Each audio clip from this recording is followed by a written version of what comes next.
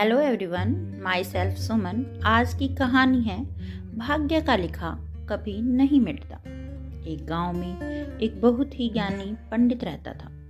एक दिन वह अपने बचपन के मित्र से मिलने के लिए दूसरे गांव जा रहा था। उसका मित्र बचपन से ही गूंगा और एक पैर से अपाहिज था। उसके मित्र का गांव काफी दूर था। रास्ते में कई छोटे छोटे गांव पड़ते थे। पंडित अपनी धुन में आगे चला जा रहा था। तभी रास्ते में उसे एक आदमी और मिल गया। वह भी पंडित के साथ साथ चलने लगा।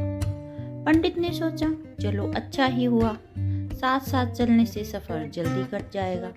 चलते चलते पंडित ने उस आदमी से उसका नाम पूछा तो उस आदमी ने अपना नाम महाकाल बताया।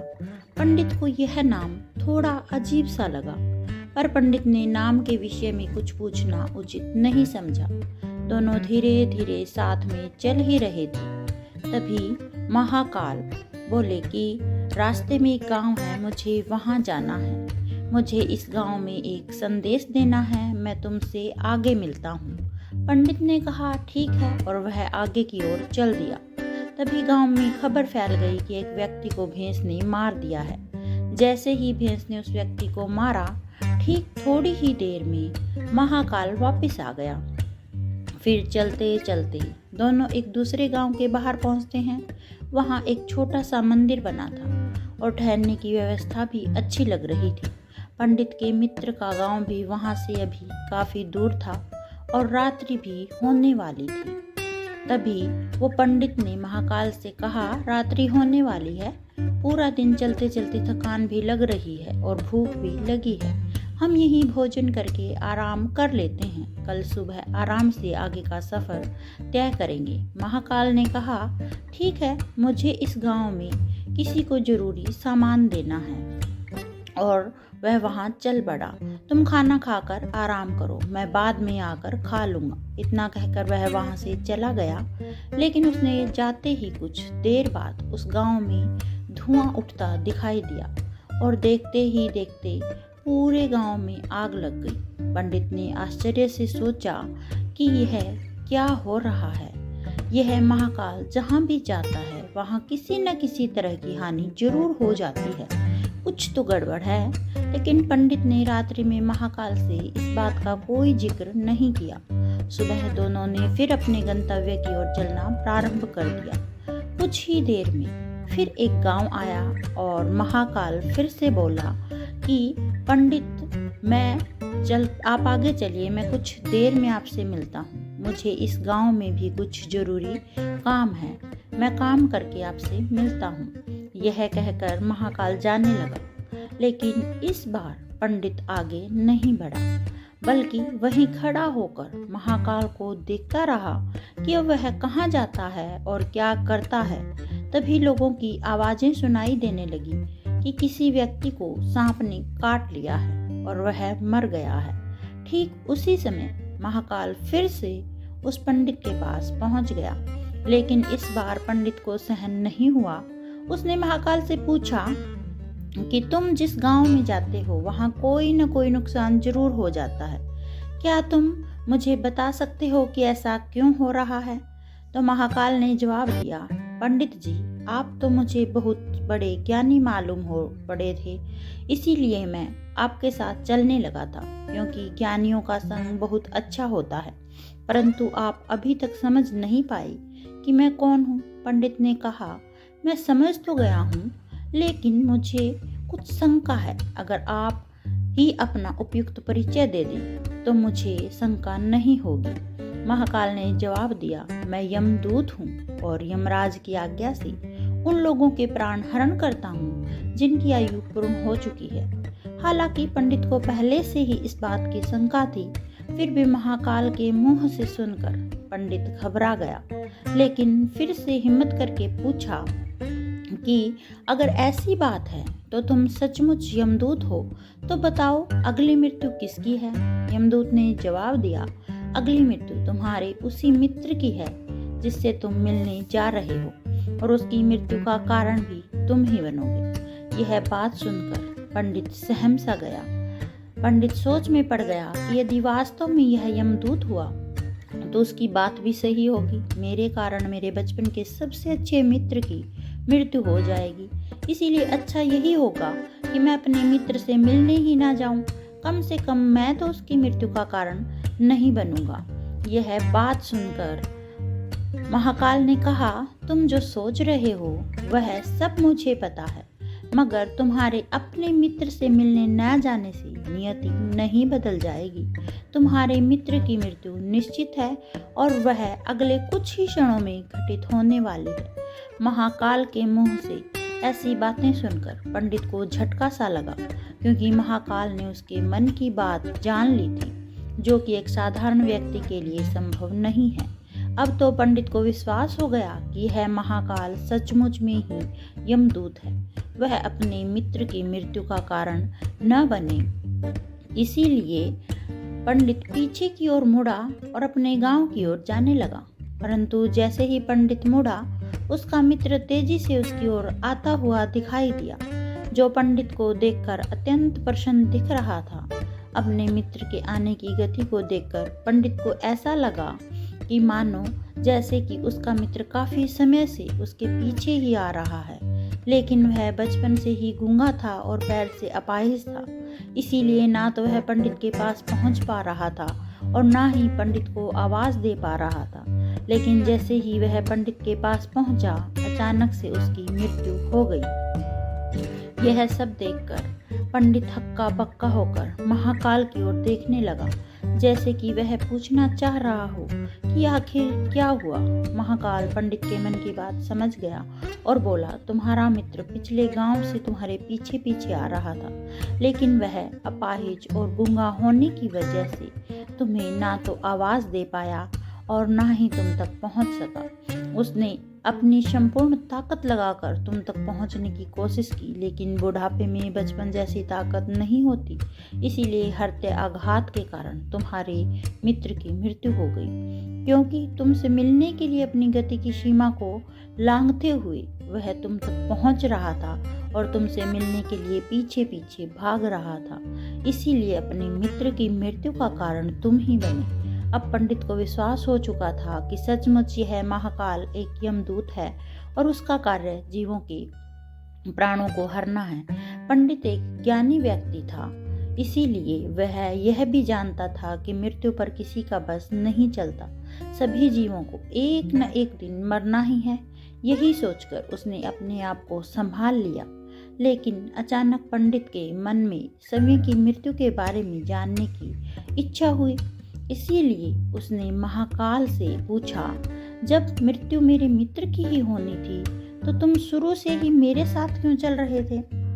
महाकाल ने जवाब दिया, मैं तो सभी के साथ चलता हूँ और हर क्षण चलता रहता हूँ, किंतु लोग पहचान नहीं पाते, क्योंकि लोगों के पास अपनी समस्याओं के अलावा किसी और के लिए वक्त ही नहीं होता है। वस्तु या घटना के संदर्भ में सोचते, समझने और देखने का समय ही नहीं होता है। पंडित ने कहा, क्या तुम बता सकते हो कि मेरी मृत्यु कब और कैसे होगी?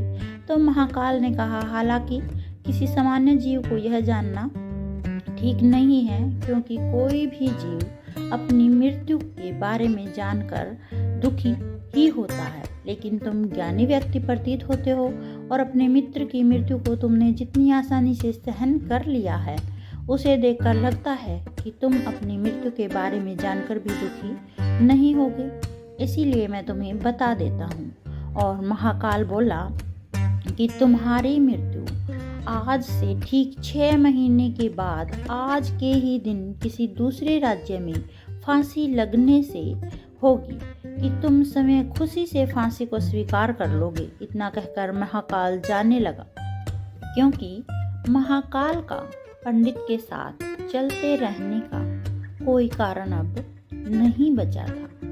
पंडित भी अपने मित्र की यथाशक्ति कर्मकांड करके अपने गांव चला गया, लेकिन कोई व्यक्ति कितना भी ज्ञानी क्यों न हो, अपनी मृत्यु की बात सुनकर दुखी तो होता ही है और मृत्यु से बचने के लिए कुछ न कुछ तो अवश्य ही करता है। यही पंडित भी करने लगा।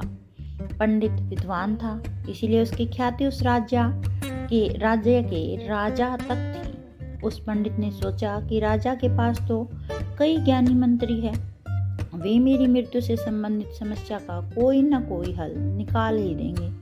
पंडित यह सोचते हुए राज दरबार में पहुंच गया और उसने वहां जाकर राजा को सारा वृत्तांत सुनाया। राजा ने यह बात अपने मंत्रियों को बताई और उनसे सलाह मांगी। अंत में सभी ने विचार विमर्श करके कहा कि अगर पंडित की बात सही है तो यह तो निश्चित है कि उसकी मृत्यु 6 महीने के बाद ही होगी। तब तक लेकिन मृत्यु तब होगी जब वह दूसरे राज्य में जाएगा। यदि वह दूसरे राज्य में जाएगा ही नहीं तो मृत्यु भी नहीं होगी। मंत्रियों की यह सलाह राजा को भी ठीक लगी।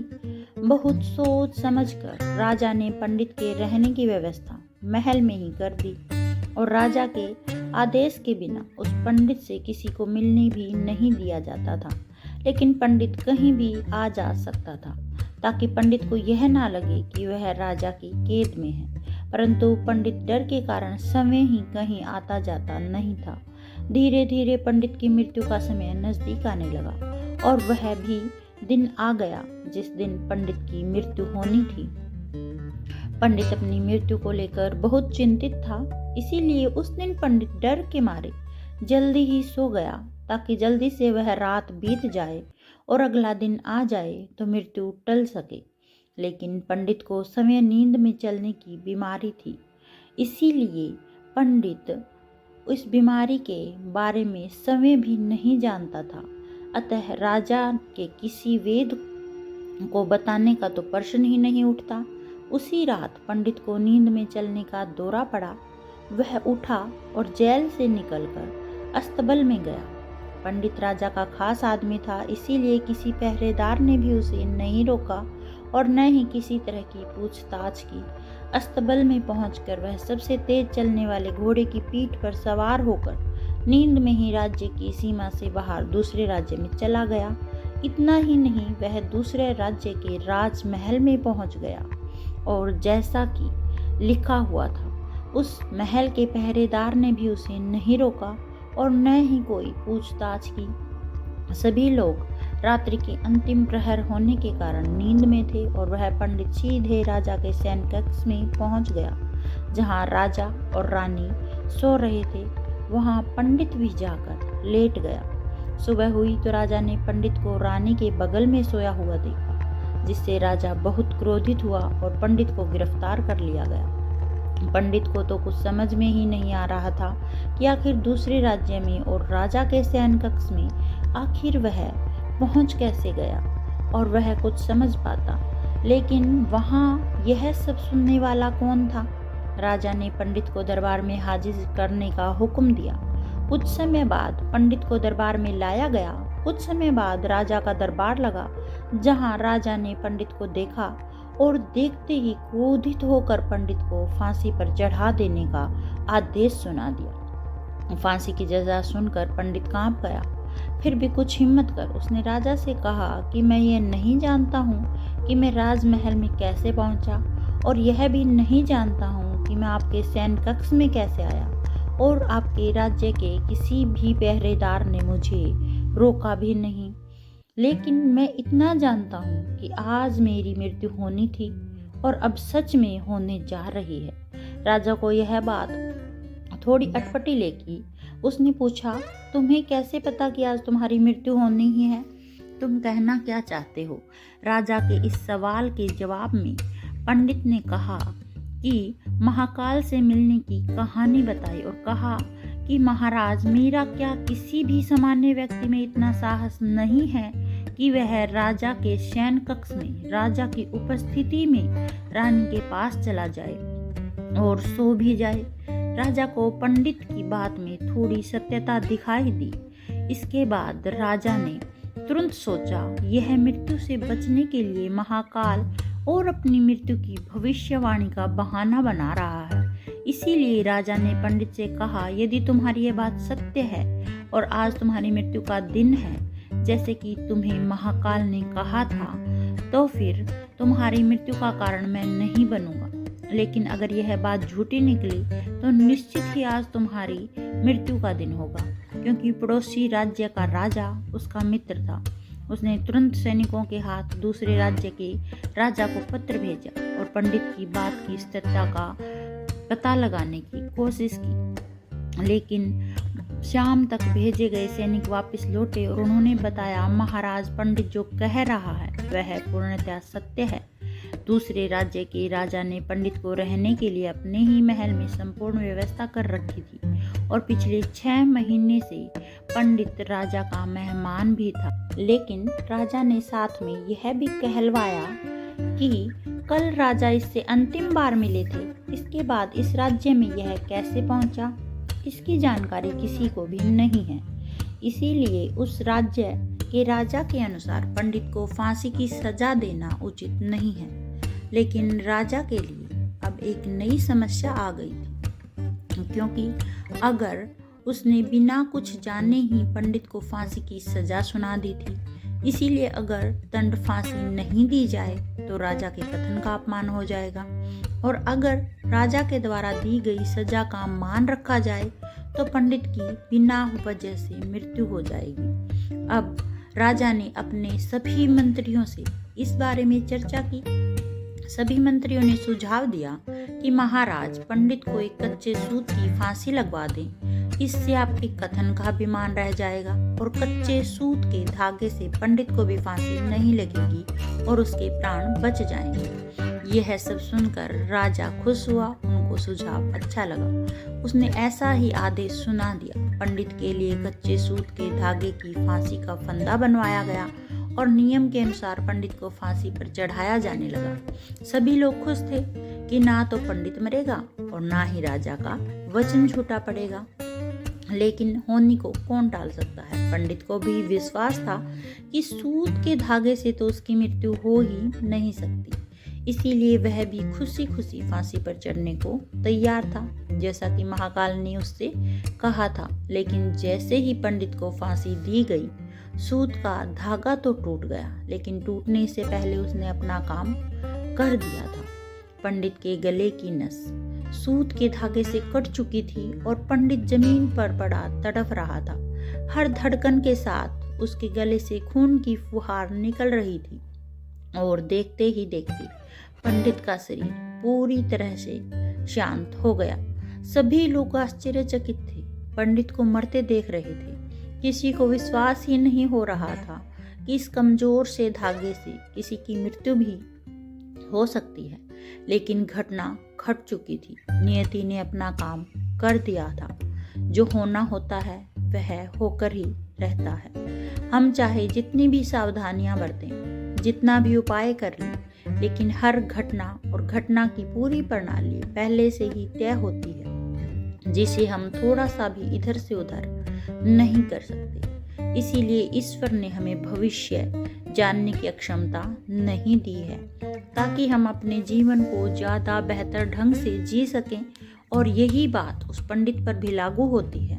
यदि पंडित ने महाकाल से अपनी मृत्यु के बारे में ना पूछा होता तो 6 महीने राजा के कैद में डर डर कर जीने की बजाय ज़्यादा बेहतर जीवन जी पाता। तो दोस्तों, आपको यह कहानी कैसी लगी प्लीज़ कमेंट करके ज़रूर बताएं, और वीडियो अच्छी लगी हो तो लाइक, शेयर एंड सब्सक्राइब